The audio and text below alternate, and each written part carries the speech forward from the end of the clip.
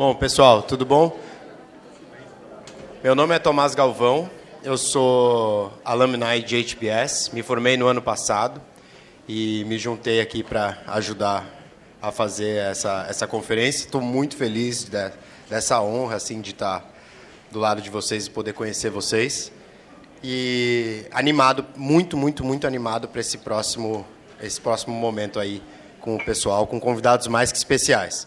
Meu papel aqui é só trazer esse pessoal aqui para cima, porque não preciso fazer mais nada aí, que é um pessoal que brilha muito. Eu queria começar com a primeira convidada. Ela foi condecorada pelo MEC com a medalha de Ordem Nacional do Mérito Educativo. Ela é doutora e mestre em Educação pela Universidade de Harvard. Ela foi secretária de Desenvolvimento Econômico Sustentável do seu estado, onde ela criou um cluster de inovação na educação. E ela fundou e presidiu o Conselho do Instituto Comunitário, ICOM. Ela presidiu também, em 2018, a Comissão Julgadora do Prêmio Unesco, para iniciativas mundiais de uso de tecnologia na escola. Eu estou muito honrado de poder trazer ao palco a Lúcia Delagnello.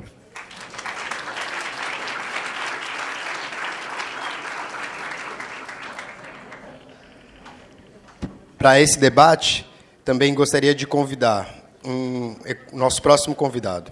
Ele é um economista formado pela Universidade Federal do Espírito Santo, é professor honoris causa pela Universidade de Vila Velha e doutor honoris causa pela UFES. Com longa carreira política, foi governador do Espírito Santo por 3 mandatos, foi senador, foi prefeito de Vitória, foi deputado federal e deputado estadual. Hoje ele comanda a indústria brasileira de árvores e é membro do Conselho do Renova Brasil, CONEC da Fiesp, SEBRI e do Departamento de Pesquisas Judiciárias do CNJ. É uma honra ter Paulo Hartung aqui com a gente.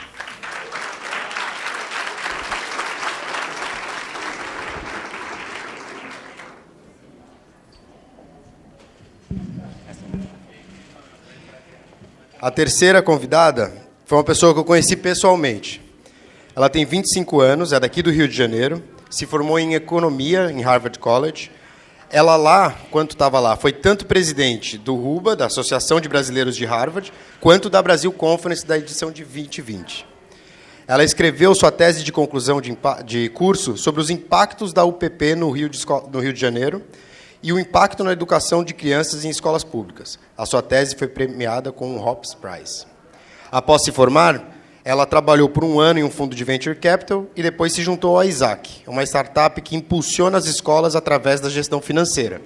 Muito feliz de ter com a gente a Beatriz Marinho.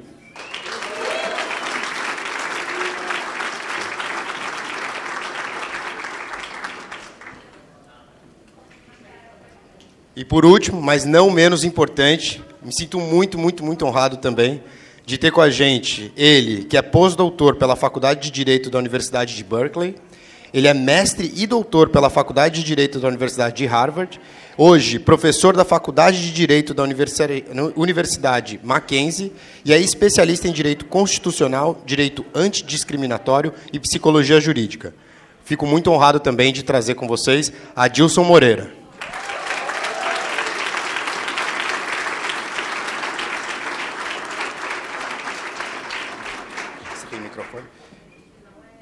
Obrigado. Lúcia, tudo seu.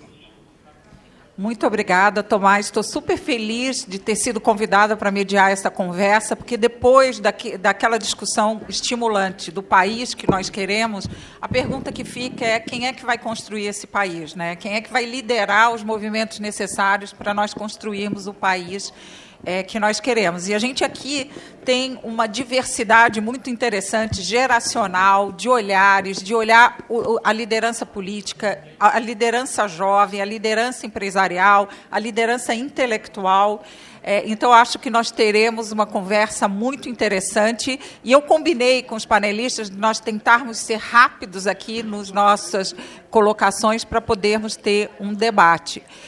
Quando eu me juntei ao primeiro board do Harvard Alumni Club, eu era a voz que sempre dizia que a gente deveria ter uma missão, né, que nós que tivemos o privilégio de termos estudado em Harvard deveríamos ter uma responsabilidade do mesmo tamanho em ajudar o Brasil que nós queremos.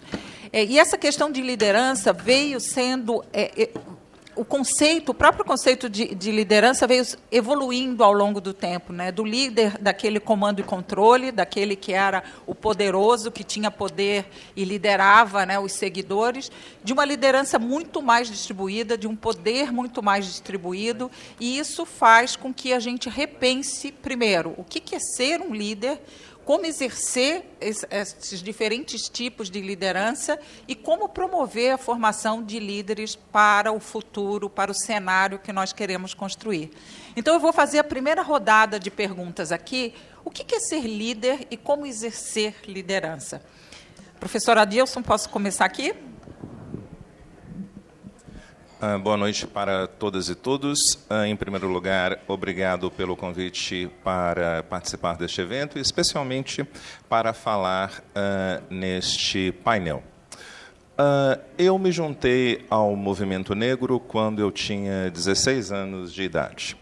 E 3 líderes negros sempre foram referências para mim.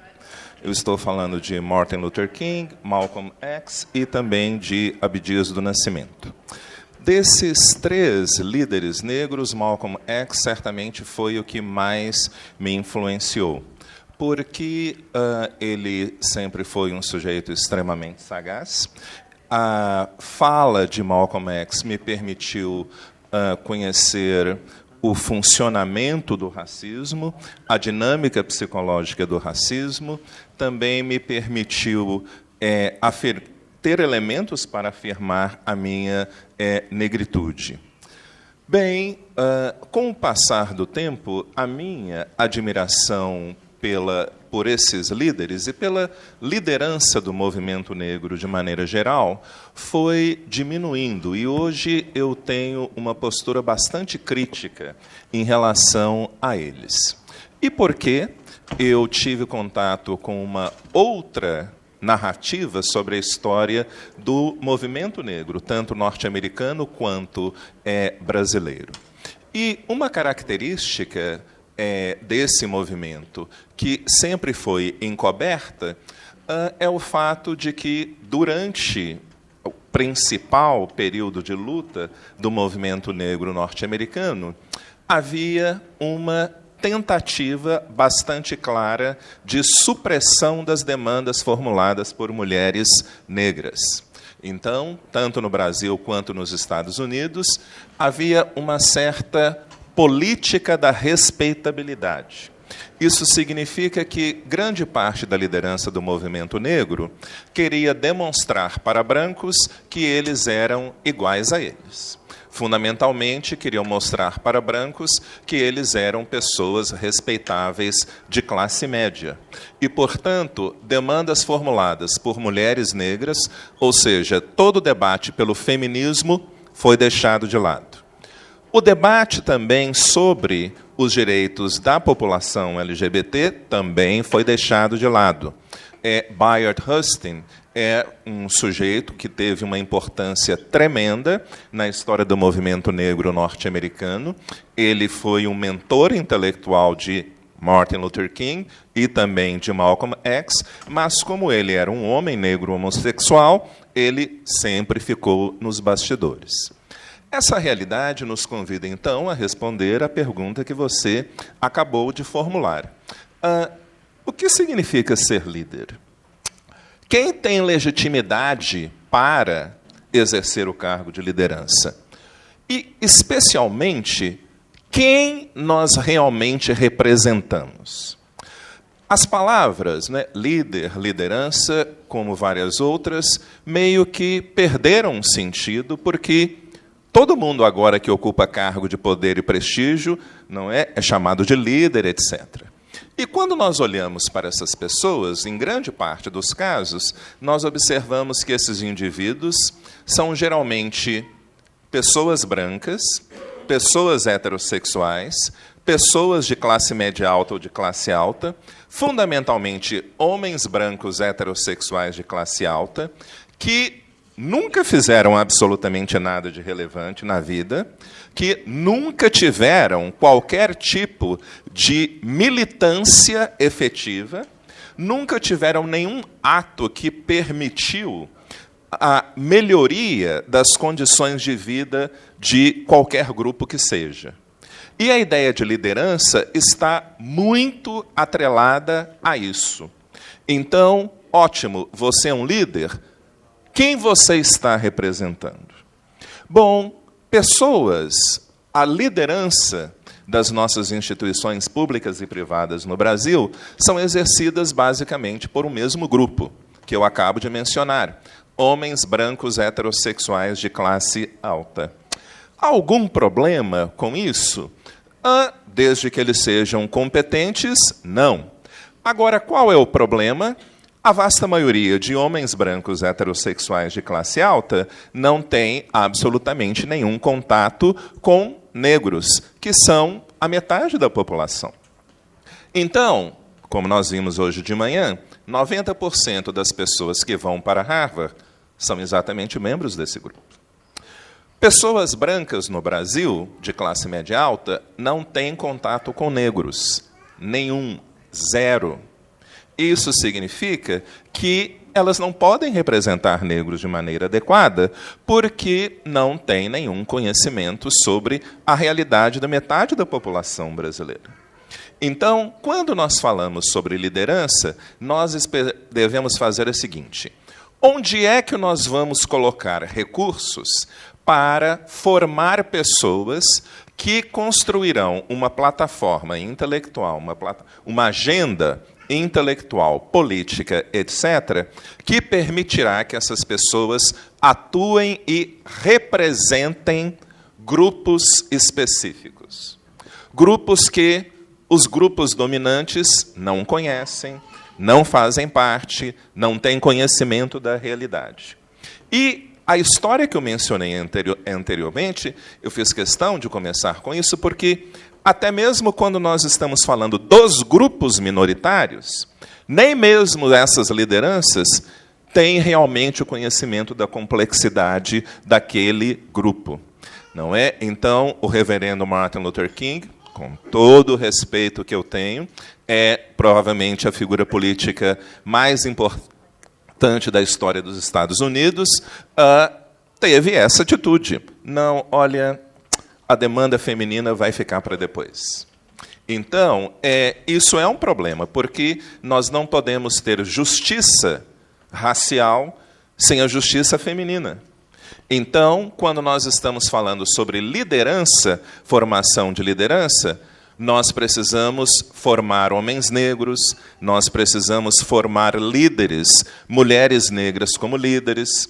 Então, nós que fazemos parte da comunidade de Harvard, precisamos ter uma preocupação bastante grande em focalizar os nossos recursos nos grupos que precisam estar representados nos espaços de poder. E nós podemos fazer isso, não é, de maneira muito clara, e eu tenho algumas ideias que gostaria de compartilhar com vocês. Ótimo, muito obrigada.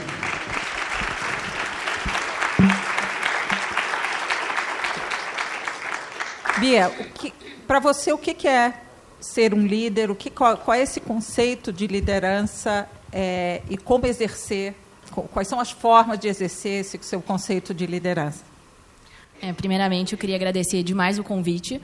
Eu acho que é muito especial para mim estar aqui, porque eu estou revendo pela primeira vez, depois de formada, muitas pessoas que fizeram parte da minha trajetória em Harvard e me ensinaram muito. E fico extremamente honrada de estar aqui com 3 pessoas tão prestigiadas ao meu lado, que eu tenho certeza que vou aprender muito com nessa conversa. Mas respondendo a sua primeira pergunta, Lúcia, o que é liderança para mim, eu acho que eu trago aqui hoje muito um pouco da minha vivência em Harvard e de ter sido uma liderança jovem, ter tido as oportunidades de poder liderar num ambiente que era muito propício para isso. E aí, quando eu reflito um pouco sobre as características que eu admiro muito num líder e que eu, pelo menos, tentei ter e tento ter hoje, eu pensei em 3 coisas, né? Então, primeiro, na capacidade de você conseguir unir e influenciar as pessoas em torno de um objetivo. Segundo, a capacidade de você conseguir navegar a complexidade. E, por último, a capacidade de você conseguir se colocar no lugar do outro. né, a tão falada empatia. E por que eu digo isso? Assim, eu acho que os diversos líderes, vários que estão aqui hoje, que eu pude conviver com na minha trajetória em Harvard, né, organizando conferências e até no trabalho hoje, eles não eram os melhores líderes porque necessariamente eles tinham todas as respostas, ou porque as respostas deles sempre eram as certas, né? Eu admirava eles porque em muitos momentos de incerteza, e eu acho que hoje, com um mundo tão dinâmico, com tantas inovações, tantas mudanças e adversidades, muitas vezes você está tendo que tomar decisões sem ter o panorama completo, sem ter todas as informações possíveis para isso.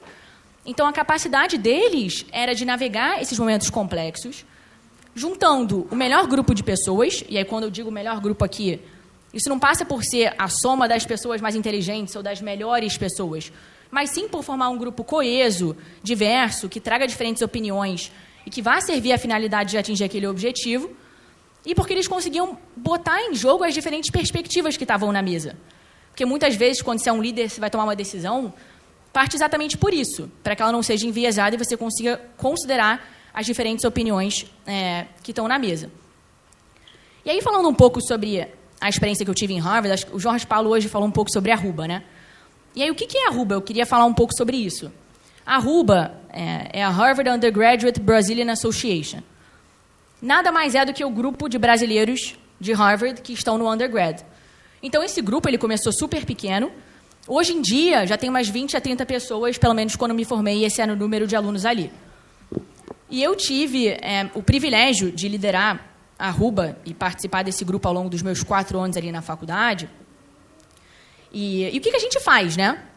Então, a gente organiza eventos no campus, a gente faz mentoria para diversos alunos que querem aplicar e poderem ter a oportunidade de vir estudar em Harvard como a gente.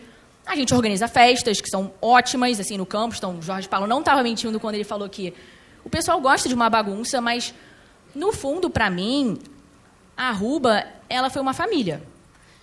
E quando a gente viu hoje mais cedo os vídeos, né, do João Pedro falando, da Sofia falando, eles claramente estão muito animados de estar indo para Harvard, né? Então, quando você aceita em Harvard, a primeira coisa que passa pela sua cabeça é êxtase. Você está quase desacreditado que isso aconteceu. Mas a segunda coisa que passou muito pela minha cabeça era, caraca, e agora? Assim, eu estou indo para uma das melhores faculdades do mundo, e se eu não gostar? E se eu não for bem? E se eu sentir saudade de casa? Então, a realidade do undergrad que está saindo com 17, 18 anos de casa, para um país desconhecido, com uma cultura desconhecida e onde você é minoria, sim, na faculdade, ela é muito desafiadora. E aí tem um grande amigo meu, mentor e um líder, que eu admiro muito, que está aqui hoje, que é o Renan Ferreirinha. E eu lembro de um momento, quando eu tinha acabado de entrar em Harvard, né, o Renan tinha 6 meses para terminar a faculdade e eu tinha acabado de entrar. E eu achava fascinante, né, porque o Renan já tinha feito muita coisa, ele já tinha fundado o Mapa Educação e ele tinha tanta sabedoria para me passar, né? Mas eu lembro de um momento, nas minhas primeiras semanas, que ele virou para mim e ele falou assim, Bia, eu vou te contar uma coisa. Esse lugar aqui, ele realmente é maravilhoso. E é um mar de oportunidades. Mas ele é uma montanha-russa. E eu vou te dizer isso porque vão ter momentos que vão ser ótimos. Que você vai estar lá em cima, você vai estar indo bem nas suas aulas, vai estar conseguindo fazer suas atividades, vai estar liderando, vai estar saindo, conhecendo pessoas. Mas tem momentos muito difíceis que você vai passar aqui também. E o que eu te digo, foi o que ele falou para mim, é que quando você estiver nesses momentos de baixa, tenha uma comunidade para te ajudar. Aguenta firme, porque vai passar. Então, quando eu fui liderar a Arruba, para mim, o meu maior objetivo não era necessariamente dar todas as respostas de Harvard para aqueles outros alunos, até porque muitas vezes eu não tinha. Mas era poder criar uma comunidade que fosse se ajudar nesses momentos. Era ser um ombro amigo quando alguém precisava chorar porque estava com saudade de casa. Era ajudar as pessoas a navegarem os caminhos em termos das aulas. Era poder conectar aquelas pessoas com tantos alumni e pessoas como o Renan, que estavam lá no nosso lugar alguns anos atrás e tinham aprendido com isso. Então, para mim, quando eu penso num líder, é justamente isso, porque a liderança ela passa justamente por você navegar por esses momentos difíceis, né? Você conseguir unir as pessoas e ser essa fonte de apoio.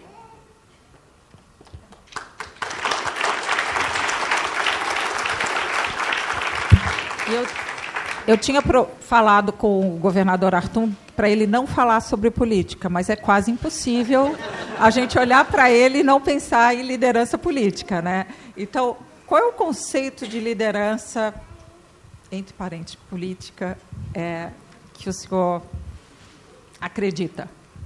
Boa tarde a todas, a todos. Boa tarde, gente. Estão cansados já, né? Eu queria carinhosamente dar meu abraço à Lúcia, ao Adilson, à Bia. Eu estou aqui a convite do Wolf, que me explicou o sentido desse encontro de vocês, né? E me convidou para estar junto, partilhando ideias com vocês, né? E quando ele me disse o sentido, eu me animei a sair do Espírito Santo e vir para cá hoje conversar com vocês. Tem que confessar também que daqui eu vou encontrar com meus netos. Então, tem aí tem uma motivação a mais nesse encontro com vocês. Quer dizer, assim, pela provocação da Lúcia, né? Quer dizer, liderança. Eu escrevi um textinho para vocês, eu vou depois partilhar sobre o tema que vocês me provocaram aqui. Liderança é, acima de tudo, treinamento, né? Assim, isso é meu aprendizado de vida. É comum gente muito importante da vida nacional ter uma concepção de liderança como uma vocação, né? Nasceu assim. A vida me mostrou que não é assim. A gente aprende, né?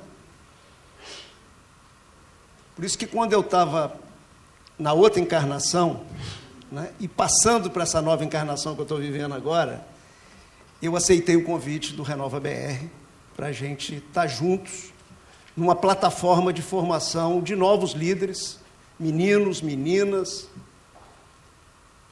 marcando a diversidade desse país, que o Adilson colocou muito bem. Quer dizer, novos líderes para um novo país, né? Precisa de gente qualificada. E volto a dizer, isso é treinamento. É com treinamento que você aprende a não enveredar pelo voluntarismo. É no treinamento, na vida, na leitura, visitando outras experiências, que você vê que isso aí é dar com os burros nada, na linguagem do povo da roça. Você precisa de time. E aí eu acho que a primeira característica do time, do líder, é justamente ter capacidade de mapear vocações. Porque muitas vezes uma pessoa não joga bem numa posição, mas é craque em outra. Isso é papel de líder. É papel de líder, e aí a minha concepção de liderança, eu escrevi inclusive para deixar no papel para vocês. Ter capacidade de montar bons times. E bons times é você ter ao seu lado, não é quem sabe o que você sabe. E muito menos quem sabe menos do que você sabe. É ter a capacidade de colocar ao seu lado quem sabe mais do que você. Aí você está montando o time. Aí você vai ter quem te assessore e não quem te bajule, que é um pouco desse desastre que nós temos Brasil afora, né? Ao olhar o setor público, que você me pede para olhar de novo, né? Eu que já estou na outra parte da minha vida. Eu não acredito em voluntarismo, não acredito em improviso. Não estudei Harvard, mas não acredito em improviso. Acredito na poderosa ferramenta do planejamento. E líder que é líder, trabalha com planejamento, desenha claramente aonde está, a realidade que está pisando, aonde quer chegar, monta um mapa de navegação, com gente boa do lado, né? Já falei isso, repito aqui. Coloca as metas, os objetivos, gerencia essas metas e objetivos de maneira intensiva, junto com o seu time. Líder que é líder não tropeça nas próprias pernas no primeiro erro, seu ou de quem está caminhando junto com você. Líder que é líder sabe que errar é próprio de quem faz. Se você começa a culpar o vizinho, o companheiro de equipe, a companheira de equipe, seja lá quem for, você, na verdade, não gera uma liderança positiva no ambiente que você está, seja público, seja privado, seja na sua família, e assim por diante. Quer dizer, essa é a minha visão. Estou tentando ser rápido aqui, porque eu escrevi para vocês. Essa é a minha visão de liderança. Qual é o maior rombo que nós temos no casco do navio chamado Brasil? É o vazio de liderança. Nós temos problema para dar de pau, como se fala na rua. Mas o maior problema que nós temos é vazio de liderança. Nós tivemos 2 ciclos de formação de liderança no nosso país. O primeiro ciclo, nesse tempo recente aí dessa caminhada brasileira. Primeiro ciclo no entorno de 64. Eu tinha 6 para 7 anos de idade. Eu tenho 65 anos de idade hoje. Ali nós formamos muita gente, de todas as posições políticas. É só ver como que essas pessoas foram influentes no pós-ditadura militar no Brasil. O outro momento que nós formamos abundantemente lideranças, é daí que eu venho, é no processo de democratização do país. Na luta pelas liberdades, pelo direito de organização, de expressão, pela anistia, pela Constituinte. Ali nós formamos muitas lideranças. De lá para cá, nós perdemos o fôlego. Nós legalizamos os partidos, organizamos a vida partidária do Brasil, organizamos errado, por ter vivido um período autoritário muito duro, com tortura, com mortes. Nós erramos a mão, é só ler a Constituição que nós vamos ver isso. Nós erramos a mão no capítulo da organização partidária do país. Mas a partir dali nós tivemos vida partidária organizada. Mas os partidos que deveriam ter esse papel de recrutar meninos, meninas, dar formação através das suas fundações, não fizeram isso. Tem dinheiro público para fazer e não fizeram. Tem dinheiro público, tem fundo partidário, tem dinheiro público para fazer e não fizeram.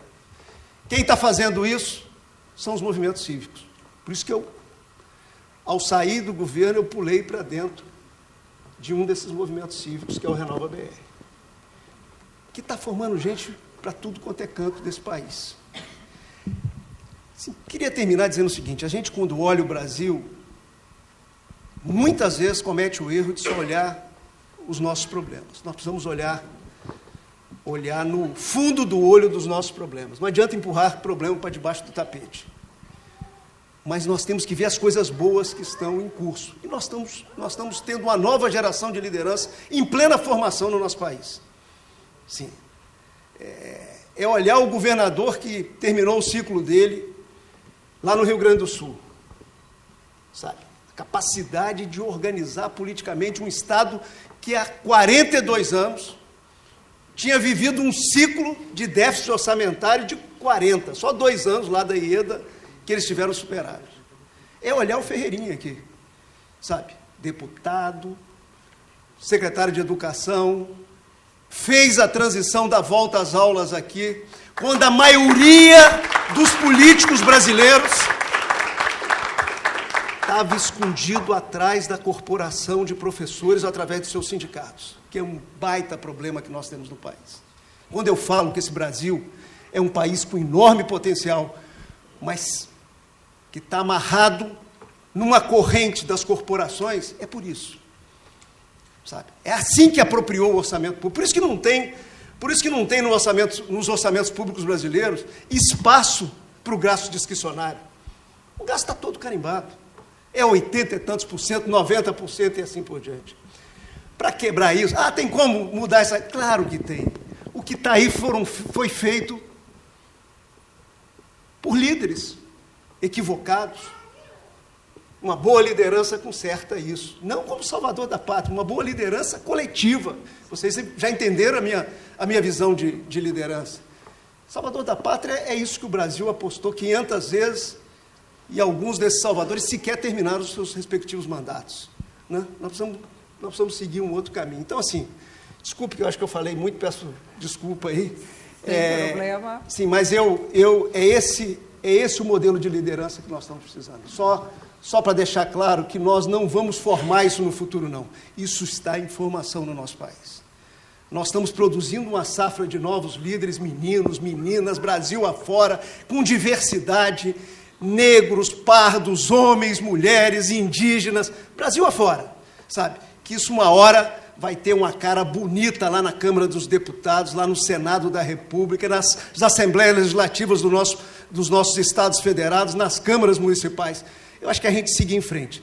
Se vocês querem propósito para devolver à sociedade o que vocês tiveram, nos ajude nesse caminho. Ponto.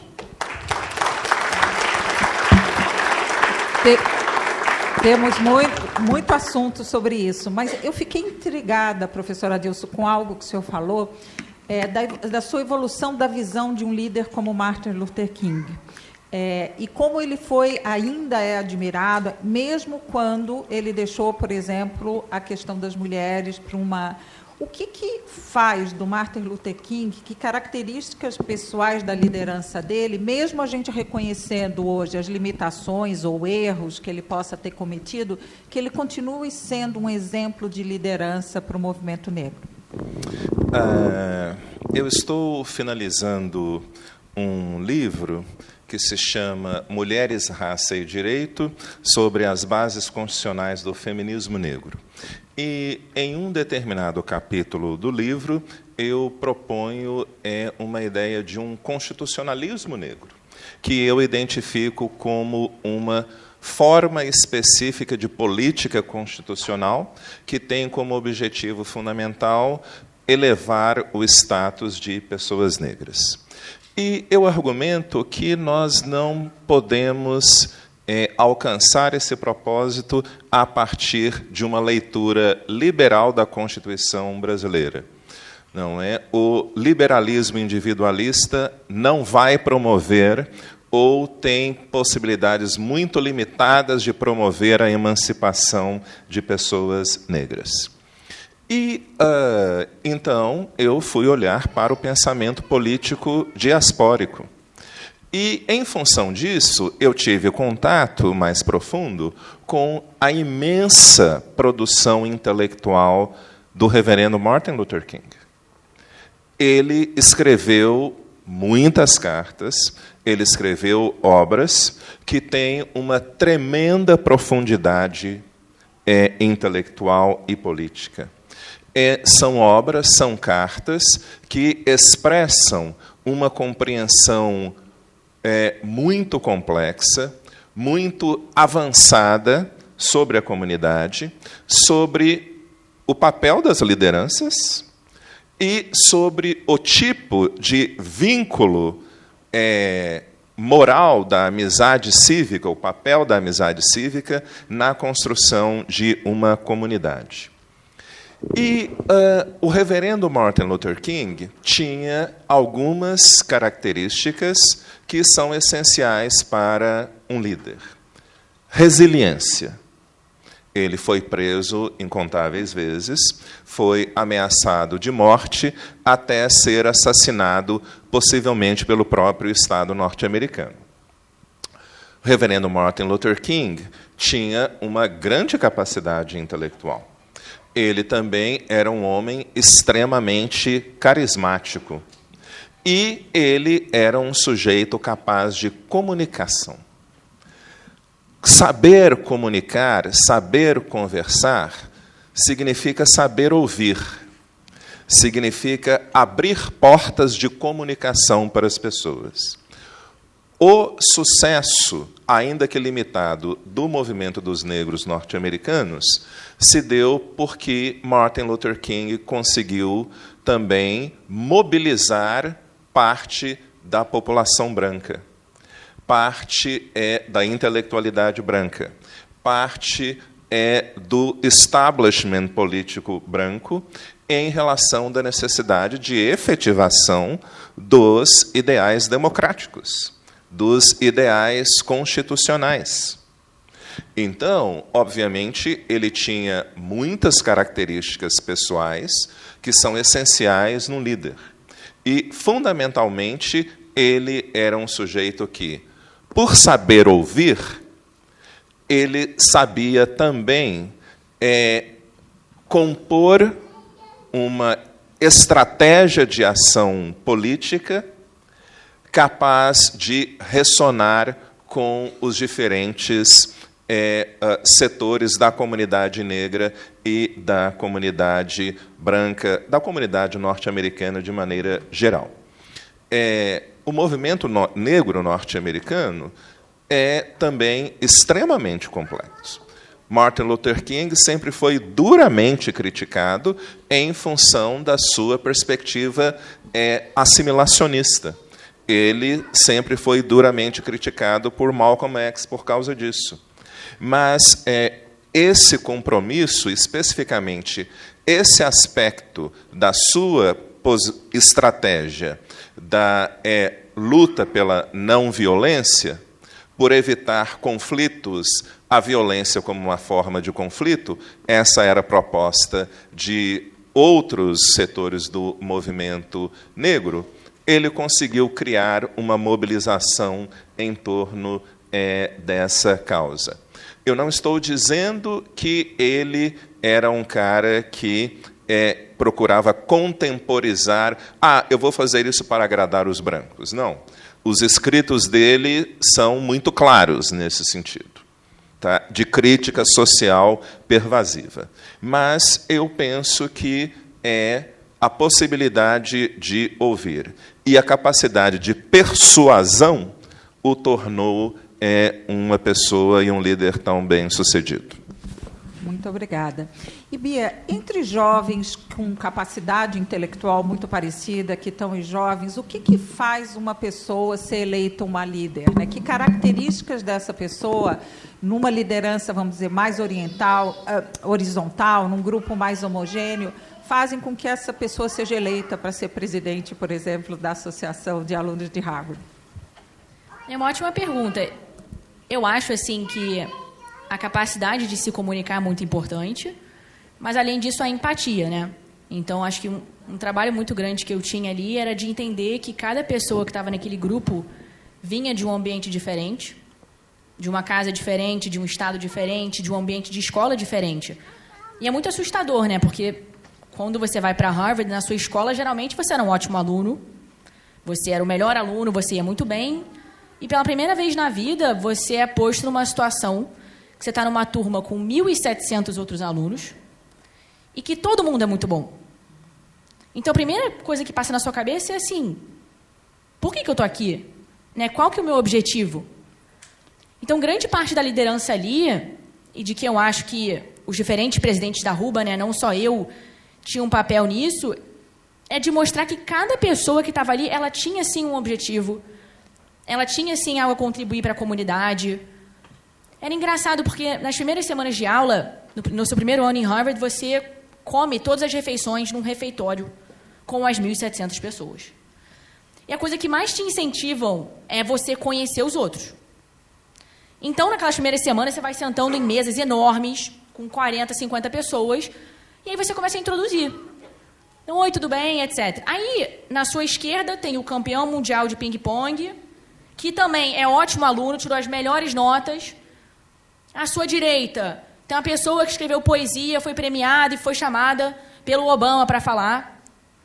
E, às vezes, quando a gente vem do Brasil, a gente tem uma perspectiva muito diferente para trazer para a mesa, assim. Várias aulas lá de economia que eu fazia, sobre economia comportamental, desenvolvimento da economia, o ponto que a gente agregava era trazendo muito a realidade da América Latina. Porque o economista, né, e eu inclusa, você pensa muito de forma racional, com modelos e com teoria, mas muitas vezes a prática no nosso país é muito diferente. Então, eu sinto que, como presidente ali da Arruba, algo que eu acho que me diferenciava pessoas como o Renan e outros que passaram por lá, era justamente isso, era provar que todo mundo ali tinha seu lugar e tinha seu espaço de fala e deveria, sim, contribuir. Né? E que não deveria se sentir com medo ou se sentir menor porque veio do Brasil e porque estava ali num grupo menor. E eu acho que um segundo ponto, a capacidade de se adaptar. Né? Eu acho que isso é algo que a gente não nasce sabendo. E, especialmente quando você é jovem, você não está acostumado a ter que lidar com frustração, a ter que lidar com momentos que fogem do seu controle, a ter que lidar com o imprevisto. Por mais que você possa se planejar, vão ter muitos eventos na sua vida que vai tudo dar errado, e não foi culpa sua. Então, tinha esse trabalho lá de ser um ombro amigo nesses momentos e de conseguir guiar um ao outro. Então, uma das grandes coisas que a gente fazia lá era organizar a Brazil Conference, né? E a Brazil Conference começou há anos antes de eu estar lá.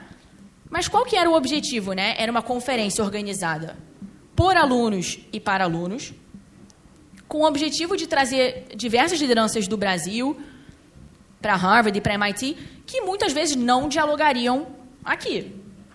Mas que talvez, por estarem lá, num hub intelectual, rodeado de pessoas com diferentes opiniões, estavam dispostas a conversar lá. Então, a gente tinha esse objetivo. E na edição que eu estava conduzindo, ao lado de outros co-presidentes, foi a edição de 2019 para 2020.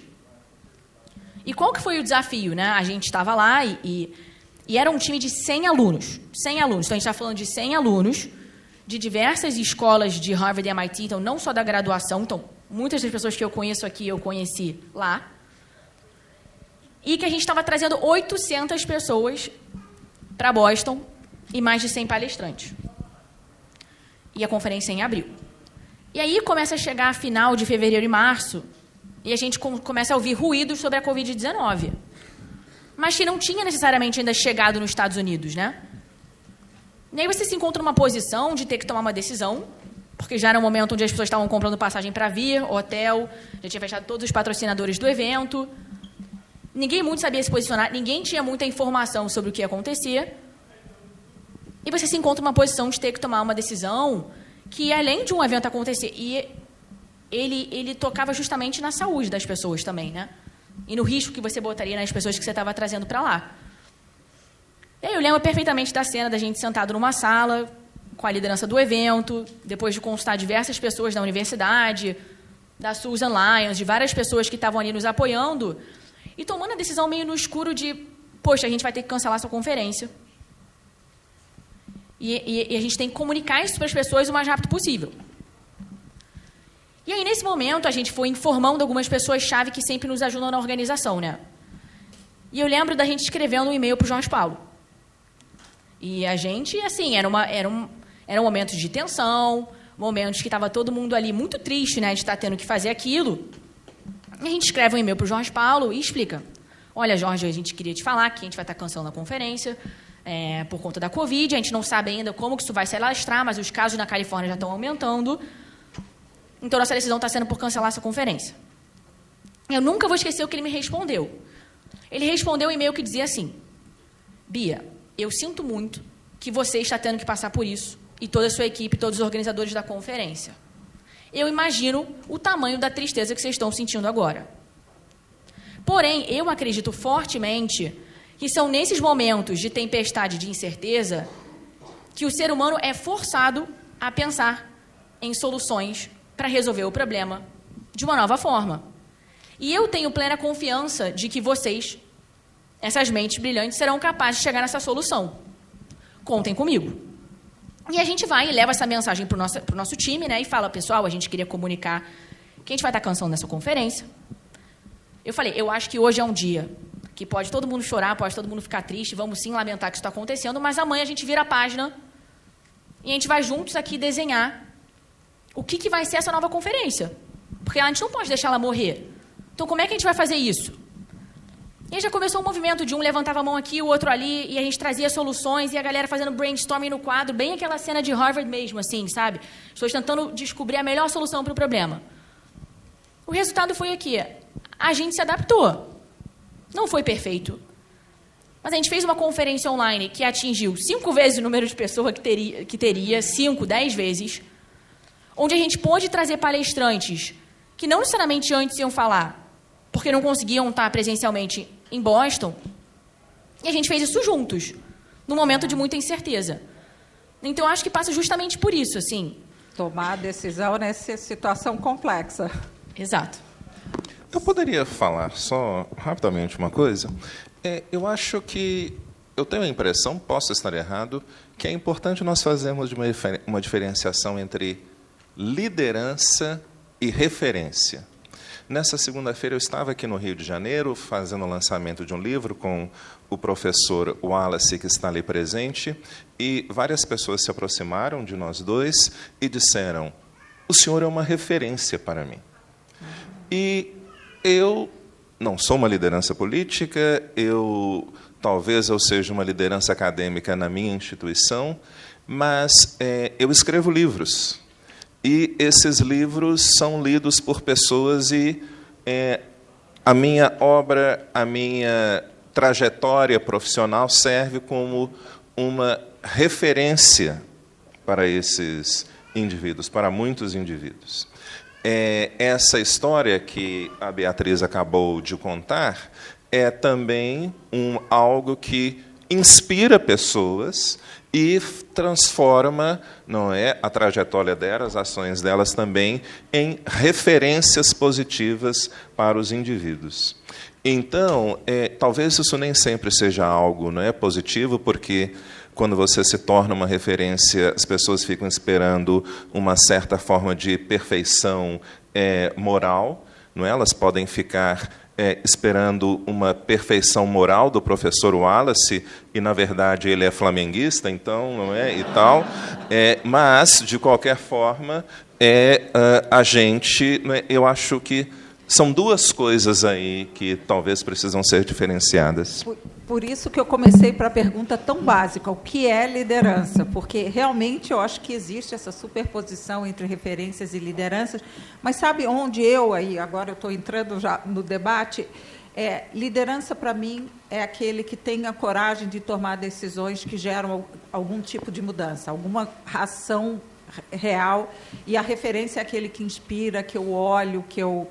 Mas, enfim, já estou entrando. Antes, vou passar para o governador para ele nos contar que característica. Eu achei muito interessante e me encheu o coração de alegria pensar que a gente está formando uma nova geração de líderes políticos para o Brasil. Que características têm esses novos líderes? Acho que o Adilson colocou uma coisa importante, né? Quer dizer, o líder, ele precisa ter capacidade de fazer aquilo que eu costumo dizer, de fazer um fio-terra com o conjunto da comunidade que ele quer mover numa certa direção, né? Quando Adilson trabalha a figura de Martin Luther King, ele mostra alguém que teve capacidade de conversar e mobilizar e motivar os negros e, de certa forma, motivar segmentos importantes da comunidade branca americana. Quer dizer, eu acho que isso é uma característica. Tem um elemento importante que é o elemento da comunicação. Sempre foi complexo. Nesse mundo de comunicação, de conexão que nós estamos vivendo, mais complexo ainda. Eu acho que esse é um elemento assim, que eu considero um elemento importante. O líder se mistura com referência. Eu queria dialogar um pouco com a Adilson aqui. Porque, assim, eu estou trabalhando o líder aqui a partir do que eu entendo como a liderança positiva, né? Você tem lideranças de todo tipo na sociedade humana, né? E na caminhada civilizatória. Mas o bom líder é aquele que faz o que o Jorge Paulo fez nessa resposta de e-mail, né?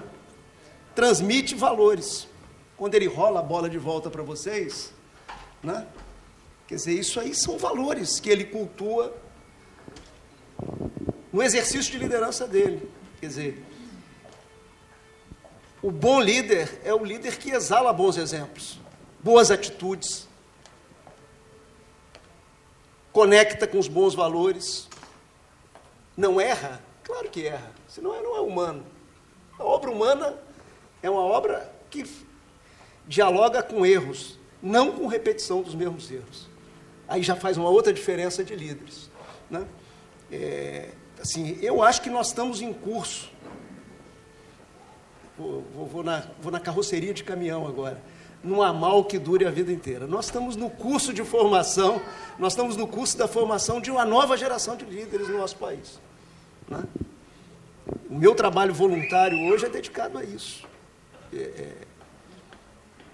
Ajudar na formação, tirar dúvidas, contar histórias, né? Por exemplo, quando eu conto a história do motim da Polícia Militar no Espírito Santo, é um treinamento. É um treinamento. O motim aconteceu comigo no centro cirúrgico, sendo operado por um câncer de bexiga. Qual foi a minha atitude? Ao sair dos efeitos da anestesia e tomar conhecimento do motim, foi pedir ao meu médico, conhecido de muitos que estão aqui, Dr. Miguel Cirúrgico: Dr. Miguel, eu preciso fazer o pós-operatório no Espírito Santo. Fui operado em São Paulo. Meu filho, você está ficando doido? Não, doutor Miguel. O meu papel não é estar lá, mesmo que eu vá disciplinadamente cumprir o rito que o senhor me pediu. Mas eu não posso estar em São Paulo, eu tenho que estar lá, vivenciando ao lado, naquilo que for possível, dentro do meu local de moradia, no meu apartamento, onde eu fiz as reuniões, né? Vivenciando e ajudando a conduzir esse momento duro e difícil, né? Isso é papel de líder. Na concepção que eu tenho de líder, né? Tem a concepção do líder que se aproveitaria para ser um bom omisso numa circunstância como essa. O papel de líder é depois consertar a Polícia Militar. Como é que conserta a Polícia Militar depois de um episódio como esse, de indisciplina, se os fundamentos de uma Polícia Militar no país, como das Forças Armadas, é hierarquia e disciplina? Tem que exercer. Tem que exercer o papel de liderança. O papel de liderança com responsabilidade. Então, assim, eu acho que, sabe, está em curso na sociedade brasileira, sabe, uma nova caminhada aí. Eu acho que nós vamos preencher esse vazio. A eleição presidencial mostra esse vazio, né? É uma fotografia desse vazio, a eleição presidencial, né? Nós vamos preencher esse vazio e acho que vamos preencher bem. Potencial esse país tem, eu não tenho dúvida disso, sabe? Olha agora a oportunidade que nós temos. Eu participei de um evento aqui dentro com vocês antes de vir para cá, discutindo sustentabilidade. Olha o potencial que nós temos com economia verde, com descarbonização. Isso é uma bola, usando a linguagem do professor Adilson do Flamengo, isso é uma bola quicando na cara do gol sem goleiro. Só que nós já vimos o Brasil chutar a bola fora, que é difícil achar livros do professor Adilson para preencher tantos episódios tristes da vida do país. Aliás, nós somos o zero e vezeiro em chutar a bola fora e copiar experiências, repetir experiências fracassadas. Imagina que na ditadura militar nós tivemos uma política econômica errada, destruiu o país naquele momento, repetimos agora recentemente na democracia. E produzimos a maior recessão econômica que esse país já viveu na sua história econômica, 2015, 2016. Então, assim, mas aí é o papel da liderança nesse sentido coletivo, não no sentido individual, não no sentido da gente ficar procurando aí, uma vez atrás da outra, um salvador da pátria. Não tem salvador da pátria. Se tivesse, Jânio Quadros teria sido. Vou lá atrás, quando eu estava nascendo praticamente. Se tivesse, Jânio Quadros teria sido com a sua vassourinha na mão. Não é isso que nós precisamos no Brasil. Nós precisamos de um movimento coletivo como esse agora que nós tivemos nas arcadas. Né? Como as arcadas falaram o Brasil. As pessoas acharam que o que falou o Brasil foi a posse do Superior Tribunal Eleitoral. Não. A posse do Superior Tribunal Eleitoral foi desdobramento das arcadas, mostrando que a sociedade tem um papel, mostrando que vocês têm um papel, mostrando que se vocês quiserem ajudar a construir uma outra história no Brasil, cada um faz um pouquinho. E aí é um exercício de liderança. E aí, agora, nossa última pergunta, vou inverter a ordem, governador, para o senhor começar, porque o senhor falou muito que liderança não é um traço inato, né? Eu falei muito, isso já é uma... Não, desculpa, falou... Já me dá um aperto, assim... Falou muito bem sobre... Vou para o horário eleitoral gratuito de antigamente, 30 segundos. Estou brincando. Isso é só para a gente... Não, eu achei muito interessante essa, porque também era um mito da liderança, né? Durante muito tempo, a literatura falava de liderança, das características de liderança como características inatas, de quem sabe se comunicar bem, de quem sabe falar bem. E o senhor falou muito da questão do treinamento, de formar líderes. E aí eu vou quebrar o protocolo, porque eu vou fazer a rodada aqui, mas eu vou pedir para a Ana Laura, que dirige essa área na Fundação Lema, perguntar como é que a gente forma líderes. Se líderes é treinamento, se a gente tem que formar, quais são as melhores estratégias para a gente formar líderes? E aí eu faço a rodada aqui e passo para a Ana Laura. Pode ser, Ana Laura? Começa com a Ana Laura. Então, vamos lá, Ana. Começa. Como é que a Fundação Lema...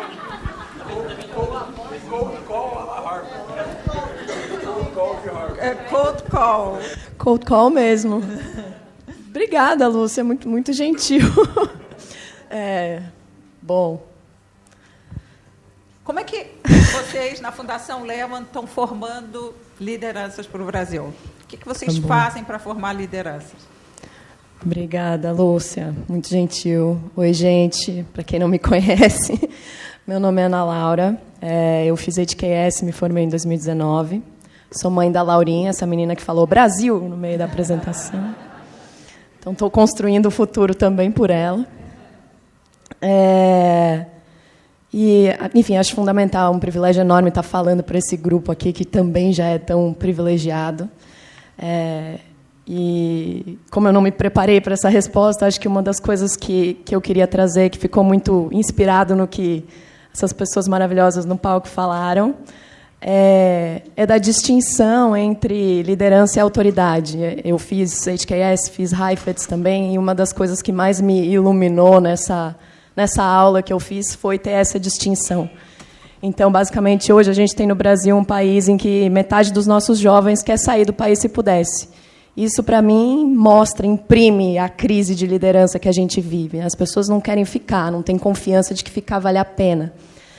E a maneira de romper esse círculo vicioso com o círculo virtuoso passa, sim, pelas autoridades, mas a gente sabe que é possível ter cargos de autoridade, é possível, inclusive, ter o maior cargo de autoridade do Estado, de uma nação, sem necessariamente exercer liderança com esse cargo.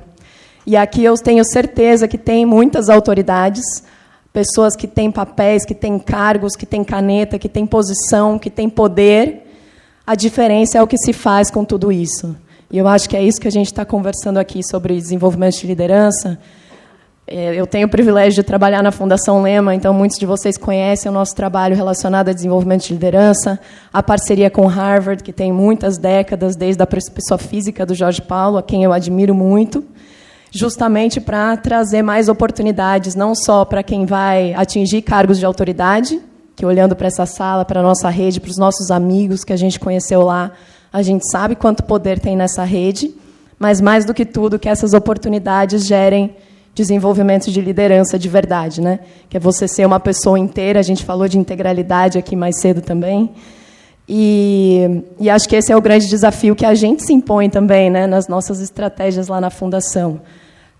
Como é que a gente faz com que seja impossível alguém passar por Harvard com todo o poder e empoderamento que recebeu nessa experiência, que seja impossível passar por uma experiência como essa sem ter, no mínimo, refletido sobre o seu papel social no Brasil.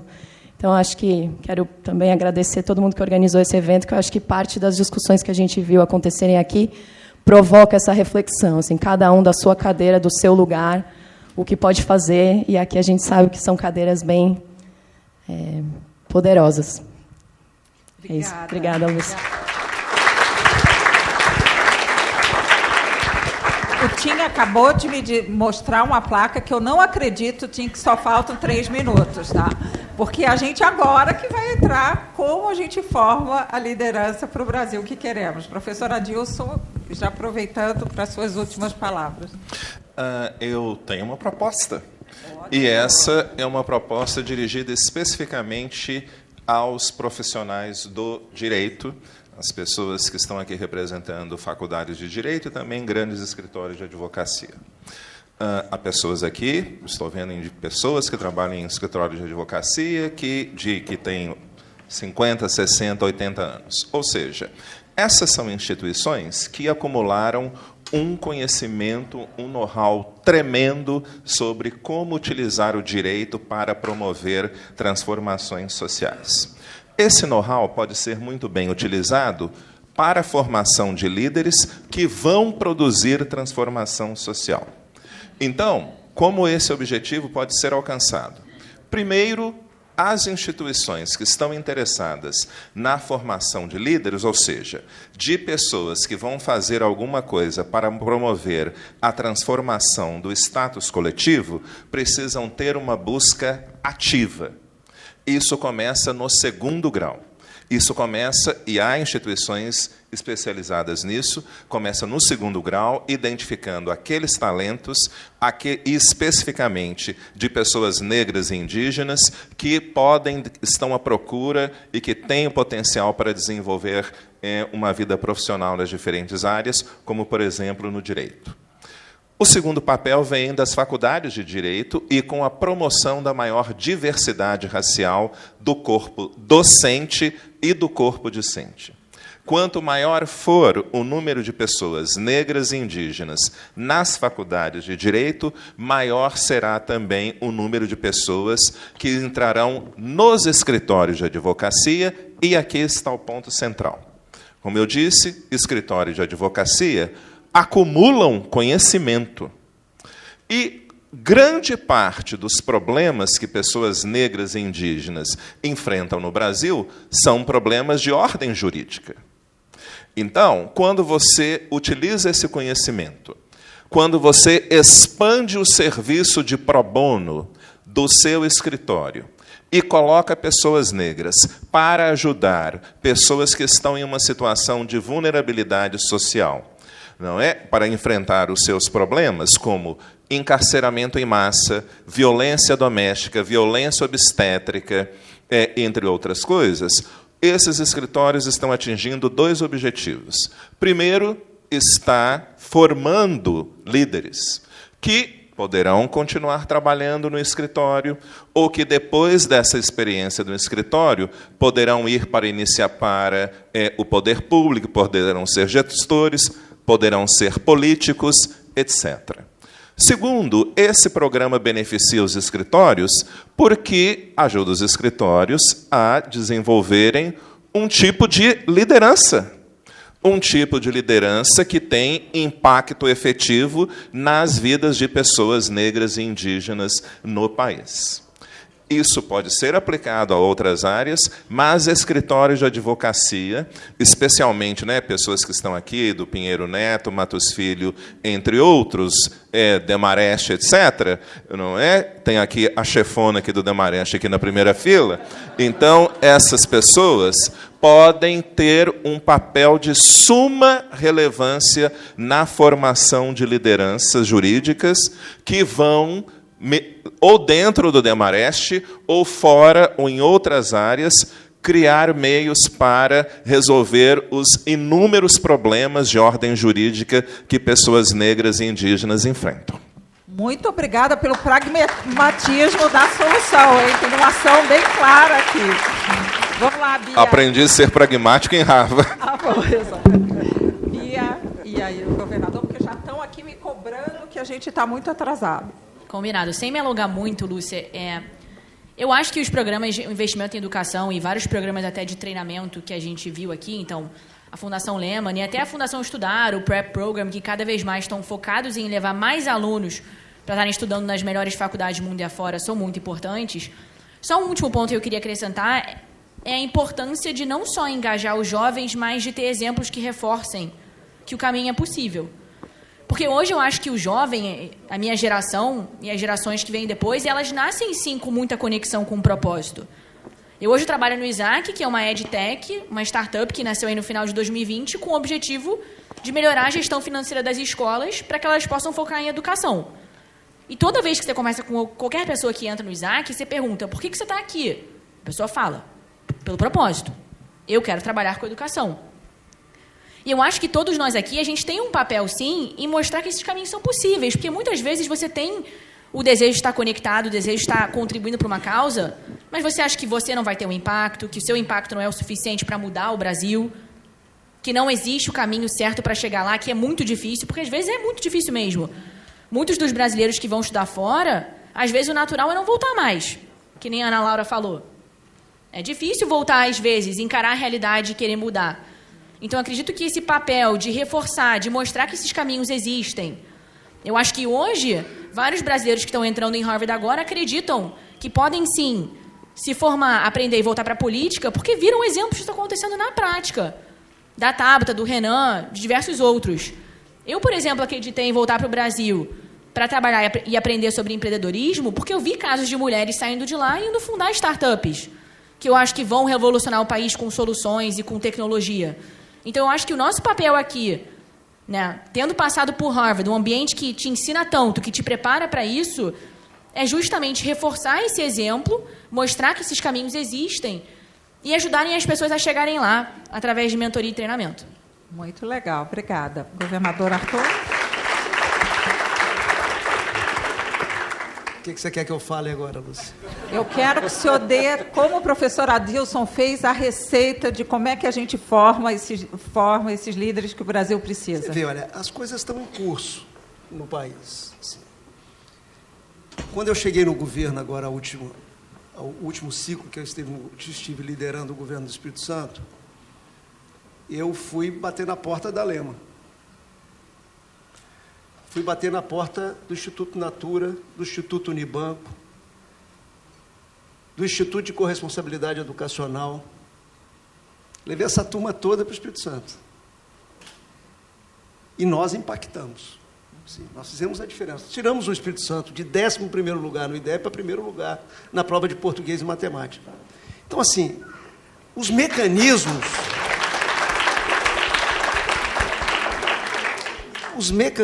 de uma participação cidadã, de um exercício de liderança responsável no país, eles estão postos.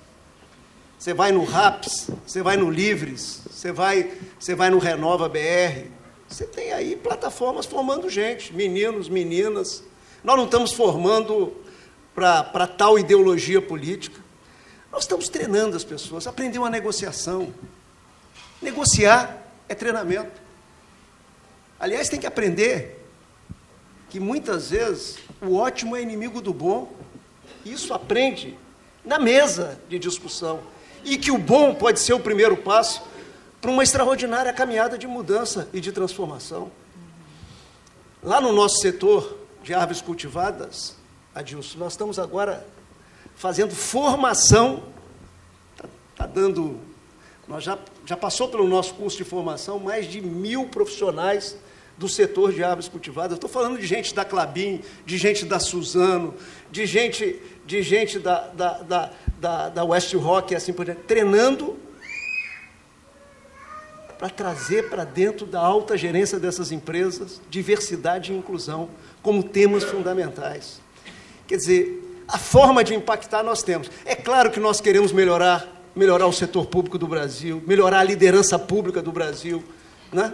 Formar gente melhor para tocar uma secretaria de educação no município, no estado, uma secretaria de saúde e assim por diante, uma secretaria de segurança pública, que é um caos no Brasil, a questão da violência. Sim, mas tem caminhos. Se a gente quiser não ser página em branco, se a gente quiser preencher de uma maneira positiva a nossa passagem, tem como a gente impactar nos ambientes da nossa vida. Tem como mudar o Rio de Janeiro. Tem como mudar o Rio de Janeiro. Espírito Santo aqui do lado, o Espírito Santo aqui do lado era uma miniatura do que vocês vivem aqui no Estado. Tem como, sabe? Então, assim, isso lá no Espírito Santo nasceu dos políticos para a sociedade? Não. Nasceu da sociedade para os políticos. E quem está falando estava na liderança política nesse momento. Mas nasceu da sociedade para os políticos. Então, assim, eu acho que dá para construir um outro caminho. A gente já errou demais nesse país, sabe? E o país está mostrando que ele aguenta desaforo. Porque o país está de pé ainda. Você vê, esse ano crescendo mais do que todos os meus colegas economistas e eu próprio previa para o crescimento do Brasil. Assim, o país é forte em termos de potencialidade. Ele precisa transformar esse potencial em oportunidades. Aí nós vamos fazer brilhar o olhar dos nossos jovens em relação ao Brasil. E, sabe, eles vão olhar o mundo e precisam olhar o mundo, porque nós estamos conectados com o mundo inteiro, mas nós vamos olhar com respeito, admiração e com sinal de oportunidades dentro do próprio país nosso. Eu acho que aí é o papel da gente forjar um novo tipo de liderança para o país. Eu deixo esse textinho meu à disposição de vocês para depois eu vou passar para alguém vamos cobrar da organização. E depois compartilhar. Depois vocês compartilhem e critiquem, por favor. Imagina. Alegria muito grande estar junto com vocês. Agradeço de novo essa oportunidade de encontrar com vocês, que foi proporcionada pelo voo. A gente não vai ter tempo de fazer perguntas, infelizmente, eu sei que vocês teriam. Eu só queria deixar uma mensagem. Eu acho que, de tudo que foi discutido, hoje de manhã a gente falou muito sobre questões dos desafios que o Brasil tem, e ouvindo vocês, para mim fica claro que existe oportunidade para nós não deixarmos essa nossa educação, essa nossa formação se transformar numa página em branco. Todos nós aqui temos capacidade de ter um impacto positivo, de liderar mudanças sociais. E essa liderança ela pode exercer diferentes formas. Tem um estudo muito interessante, que infelizmente não foi feito em Harvard, foi feito em Stanford, de como mudanças sociais, grandes transformações sociais acontecem. E ele mostra, ele usa dois casos muito interessantes, a transformação da matriz energética na Alemanha e o casamento homossexual nos Estados Unidos, mostrando a trajetória da mudança social que aconteceu numa década. E ele mostra muito claramente que foram necessários a atuação conjunta de 4 tipos de liderança para que essa transformação acontecesse. Primeiro, indivíduos que tiveram a coragem de ser o exemplo, de mudar a sua matriz energética, de casar oficialmente com seu parceiro, com a sua parceira. Então, eles mostraram para a sociedade que era possível uma outra realidade social. O segundo grupo foi o grupo que levantava a bandeira, que ia para as ruas, que gritava, que botava cartazes, que também tiveram um papel importante para mostrar para a sociedade que aquilo era um problema grave, que a gente precisava de uma transformação social. O terceiro grupo é aquele que estava sentado numa cadeira de poder, ou sendo um grande empresário, ou ocupando uma posição de autoridade política, que tinha o poder da caneta na mão de transformar uma lei, de transformar a sua empresa para as questões de inclusão. E o quarto grupo foi o grupo que decidiu, eu não sou nenhum ativista, eu não vou para a rua, eu não posso viver o exemplo porque não é a minha realidade, eu não estou numa cadeira de poder, mas eu posso ajudar quem está fazendo essas coisas. Eu posso dar dinheiro, eu posso dar o meu tempo, eu posso dar a minha esfera de relacionamento para que essa causa aconteça na sociedade. E o interessante desse estudo é dizendo que nenhum desses líderes sozinho teria conseguido fazer a transformação social que aconteceu. Foi preciso esse equilíbrio e essa conexão entre esses líderes para que a mudança social acontecesse. Então, acho que o grande desafio que fica do Summit hoje para nós é em qual desses quadrantes a gente vai sentar. Só não vamos deixar a nossa vida e as nossas grandes oportunidades que nós tivemos por sermos alumni de Harvard transformar a nossa vida numa página em branco. Vamos escrever alguma coisa nessa página e vamos deixar uma página, como o governador vai deixar hoje para a gente, que contribua para a mudança do Brasil. Obrigada.